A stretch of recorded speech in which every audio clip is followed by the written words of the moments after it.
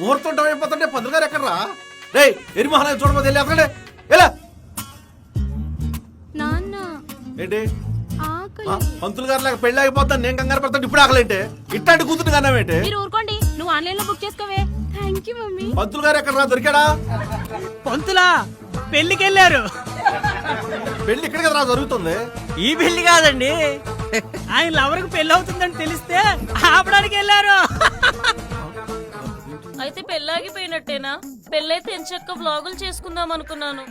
Tension ఎందుకురా, నా దగ్గర ఓ మంచి ఐడియా ఉంది. ఇప్పటికే టైం అయిపోతుందంటే నీ తొక్కలో ఐడియాలేంటి?